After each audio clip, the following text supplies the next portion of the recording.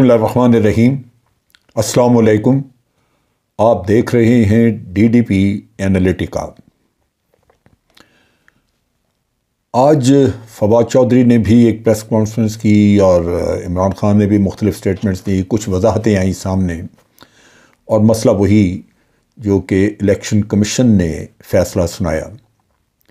एक मसका खेज सा फ़ैसला है जिसका मजाक बनना शुरू हो गया, क्योंकि जिन ओवरसीज़ पाकिस्तानीज़ के बारे में कहा गया या जो कहा गया कि गैर मुल्की हैं तो वो पाकिस्तानी निकले।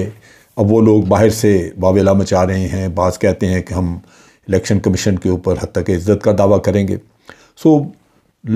यूँ लगता है कि जैसे प्रेशर में आके चीफ़ इलेक्शन कमीशन ने उजलत में एक फ़ैसला बना के दे दिया, जो कि लगता यूँ है कि बहुत सारे उसमें फ्लॉज हैं और अल्टीमेटली वो शायद फ़ैसला जो है वो नॉकआउट हो जाए। लेकिन PDM बड़ी सरगर्म है, वो भाग दौड़ कर रहे हैं, ख़ास तौर पे PMLN, क्योंकि उनको तो मौका चाहिए था कि कोई ऐसा नुक्ता, कोई ऐसी चीज़ हाथ आ जाए जिससे वो एक्सप्लॉइट करें, पब्लिक में रेपुटेशन भी ख़राब करें PTI की और इमरान खान की, और उसके साथ साथ कोशिश करें कि किसी न किसी तरह इमरान खान से जान छुड़ाई जाए। अब यहाँ पे जो फ़ैसला है इसका PTI ने जिस तरह तज्ज़िया किया है, बताया उन्होंने, वो कहते हैं कि जी ये फ़ैसले में 5 नुकात यानी 5 चीज़ें हैं जिन पे हम बात कर सकते हैं। एक वो है जो कि आरिफ नकवी वाला अबराज ग्रुप का किस्सा। दूसरा है बैरून मुल्क रहने वाले पाकिस्तानी और उनकी फ़ॉरेन नेशनल बीवियाँ, जिन्होंने वहाँ जाके वहाँ की शरीयत रखने वाली ख़वातीन से शादियाँ की।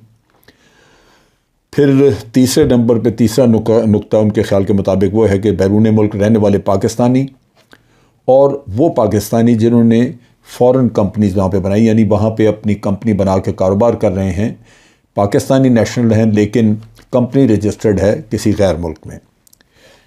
फिर उन्होंने चौथा नुक्ता वो कहते हैं कि ये है जिसमें तहरीक इंसाफ से जमा कराए गए जो अकाउंट्स हैं उनकी डिटेल और उसके बारे में जो कुछ कहा है इलेक्शन कमीशन ने। और आखिरी नुक्ता वो ये कहते हैं कि इमरान खान की तरफ से जो डिक्लेरेशन जमा कराई गई उसके बारे में जो फैसले में जो कुछ कहा गया है, यानी वो गलत बयानी, उन्होंने कहा है कि जी इमरान खान ने गलत बयानी की।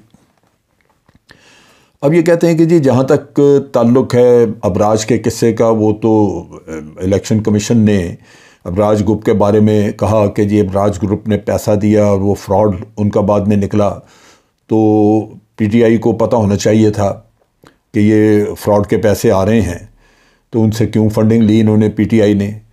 अब PTI का जो स्टांस है वो ये कहते हैं कि जी आरिफ नकवी ने 2012 में हमें पैसे दिए।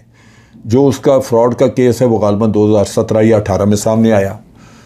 तो PTI वाज़े तौर पे कहती है कि हमें कैसे पता चलता 5 साल पहले कि उसमें कोई फ्रॉड किया है। और ये भी जो जिसने किताब लिखी है सारे किस्से पे, वो भी ये कहता है कि फ़्रॉड नहीं किया उसने रीस्ट्रक्चरिंग की रिक्वेस्ट की थी जो नहीं मानी गई। बहरहाल ये 5 साल पहले की बात है जिसको आज इलेक्शन कमीशन पकड़ के बैठ गया, तो नेचुरली किसी को उसका ख्वाब तो नहीं आना था। फिर दूसरे पॉइंट पे ये कहते हैं कि जी पाकिस्तानी जो बैरून मुल्क शिफ्ट हुए उन्होंने वहाँ फॉरेन नेशनल से शादियाँ की और फिर अपनी फैमिलीज़ के जॉइंट अकाउंट से उन्होंने पैसे दिए, लिहाजा हैं वो पाकिस्तानी नेशनल। अगर उन्होंने अपनी बीवी के साथ जॉइंट अकाउंट है उससे पैसे दे दिए और बीवी दूसरे मुल्क की शहरियत रखती है, तो पाकिस्तानी के पैसे हैं उसमें इलेक्शन कमीशन को चाहिए था कि उसको तहकीक करके देखते, बजाय इसके कि सीधा सीधा इनके ऊपर इल्ज़ाम लगा देते। बहरहाल उन्होंने इसको भी ममनुआ फंडिंग के खाते में डाल दिया।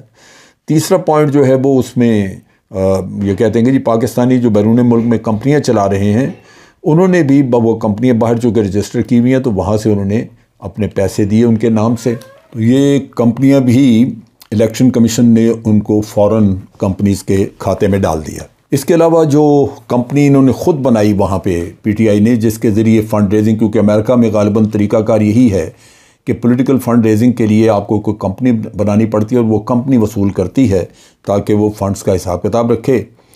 उसको भी उन्होंने एक फ़ॉरेन कंपनी डिक्लेयर करके फ़ॉरेन फंडिंग के खाते में डाल दिया।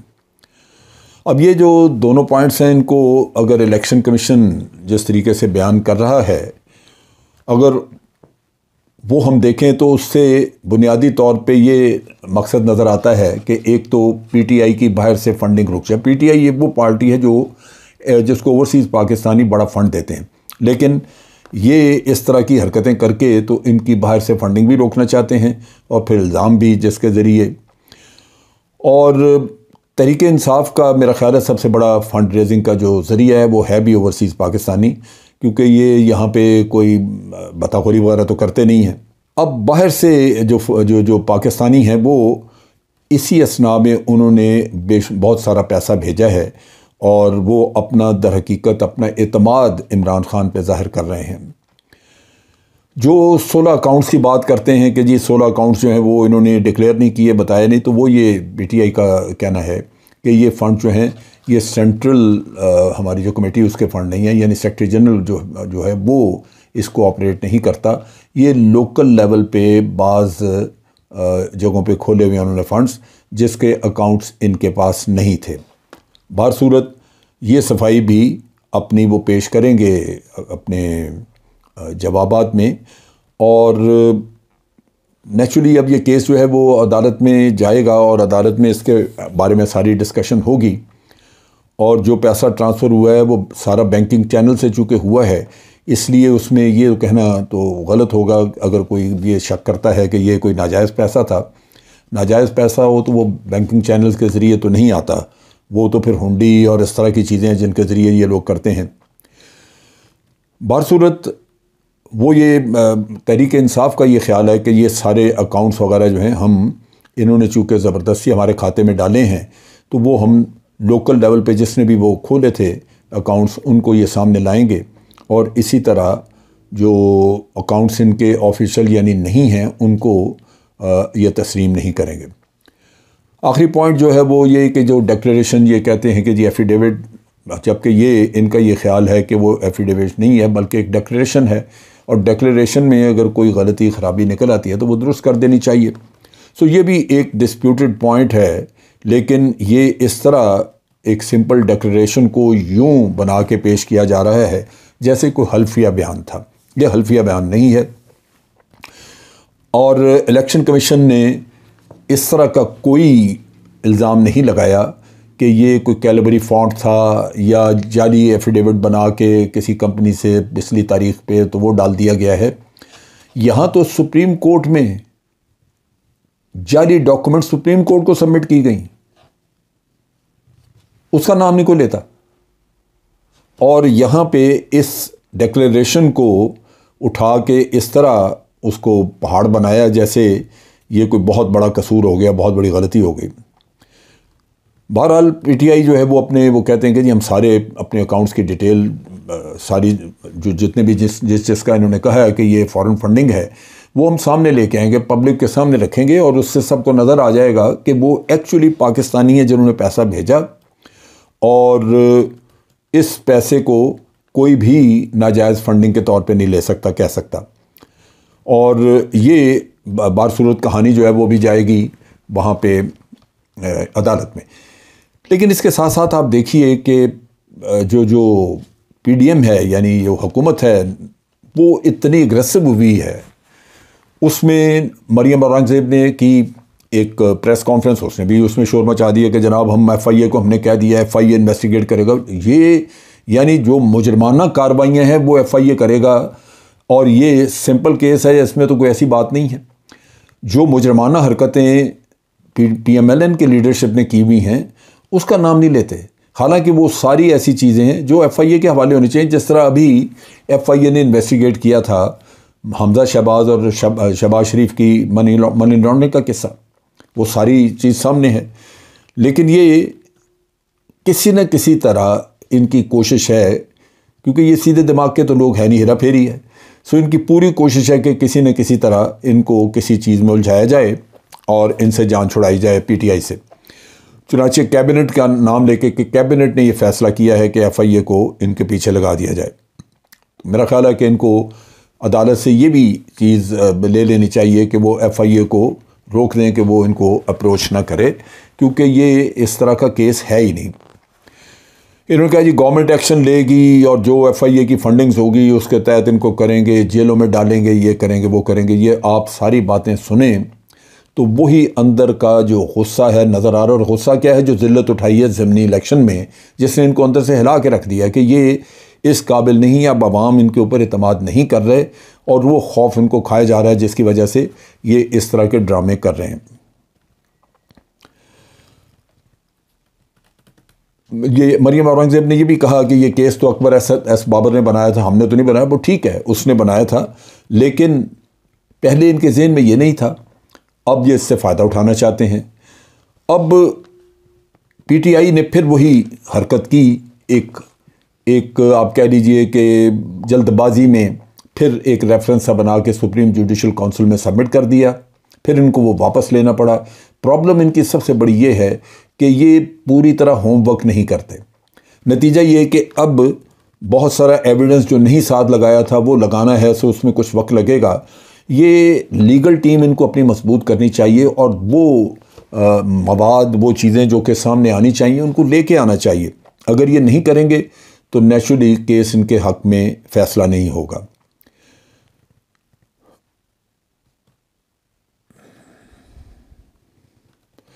इन्होंने PTI ने ख़ास तौर पे जो इल्ज़ाम इस रेफरेंस में रखा है वो यही है कि चीफ़ इलेक्शन कमिश्नर को जाके जब PDM के डेलीगेशन ने कांटेक्ट किया, वो मिले, तो ये मीटिंग ही एक प्रेशराइज़ करने के लिए थी, जिसने प्रेशर लिया और एक आध दिन में फिर उन्होंने फ़ैसला सुना दिया। और फ़ैसला भी हो सकता है कि उनकी ख्वाहिशात और मर्ज़ी के मुताबिक सुनाया हो, क्योंकि जब PDM के डेलीगेशन को आप इसी काम के लिए, इसी चीज़ के लिए मिले हैं, तो मिलने का मकसद फिर यही हो सकता है, क्योंकि PDM बाद में तो दंदना रही है इसी चीज़ की वजह से। फवाद चौधरी ने भी ये कहा कि अब यूँ लगता है कि जैसे इलेक्शन कमीशन ये एक आलाकार बन चुका है PDM का, वरना ये इस तरह के फ़ैसले न करते। अच्छा, अब फ़ैसले उन्होंने जो अब रेफरेंस तैयार कर रहे हैं उसमें बहुत सारे फ़ैसले और भी जो इलेक्शन कमीशन ने किए थे वो भी साथ सबूत के तौर पे अब लगाए जा रहे हैं। सो नेचुरली इससे कुछ न कुछ उनका केस मजबूत होगा, लेकिन वही बात आ जाती है कि ये होमवर्क पूरा नहीं करते। आखिर में एक चीज़ और है जो मैं समझता हूँ कि PTI अच्छा कर रही है।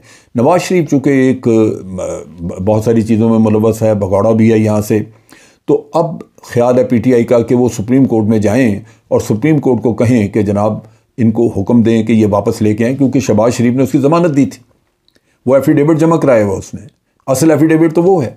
सो उस पर पकड़ होनी चाहिए। वज़ीर आज़म बन के बैठे हैं, अदालतों का आप हाल देखिए कि मरियम की ज़मानत है तो सारा साल चलती जा रही है, और ये जिन्होंने एफिडेविट दिया था नवाज़ शरीफ के बाहर जाने का, वो मज़े से बैठे, वो प्राइम मिनिस्टर बन के बैठे हुए हैं, जितना जी चाहे गलत बयानियाँ करें। सो इनको चाहिए कि अभी ये सारा किस्सा लेके जाएं अदालत में। लेकिन मसला वही है कि PTI को एग्रेसिवली इस केस को लड़ना होगा। ये अगर सफाइयाँ पेश करते रहेंगे, बैक फुट पे रहेंगे, तो वो सीधे लोग नहीं हैं, वो आपको नचा के रख देंगे। सो PTI को ये सोचना चाहिए कि आप हक पे हैं, कोई आपने जुर्म नहीं किया, लिहाजा डरना किस बात का। आप अच्छी वकालत करें, अच्छे लीगल एक्सपर्ट्स अपने साथ रखें और डट के इसका मुकाबला करें और एग्रेसिवली करें, फ्रंट फुट पे जाएं, बजाय इसके कि आप जगह जगह पे सफाइयाँ पेश करते रहें कि जी ये पाकिस्तानियों का पैसा है उसका, और पाकिस्तानियों से भी केस करवाएं इनके ऊपर हत्या की इज्जत का, क्योंकि ये मामला जो है ये बिला वजह खड़ा किया गया है। और ख़ास तौर पे बदनीयती इसमें नज़र आती है कि जब हाई कोर्ट ने, सुप्रीम कोर्ट ने कहा भी था कि सारी पॉलिटिकल पार्टियों का जो फंड्स वगैरह का एनालिसिस है वो इकट्ठा दें, तो इन्होंने सिर्फ एक पार्टी का रखा, बाकी का कभी जिक्र आएगा ही नहीं। इनको छुट्टी करानी है जिस तरह भी हो PTI को। लिहाजा PTI के लिए बड़ा ज़रूरी है कि इस वक्त वो डट जाएँ, अगर नहीं डटेंगे तो फिर, और पब्लिक को मोबिलाइज़ करें, पब्लिक को हर वक्त इन पिक्चर रखें कि ये क्या हो रहा है। दे शुड नो कि उनके लीडर को किस तरह ये बाहर करने की कोशिश कर रहे हैं। अगर ये करेंगे तो लाजमन इम्पैक्ट उसका आएगा, वरना तो फिर केस इसी तरह रह जाएगा। आज के लिए इतना ही। फ़ौज पाकिस्तान जिंदाबाद, पाकिस्तान पाइंदाबाद।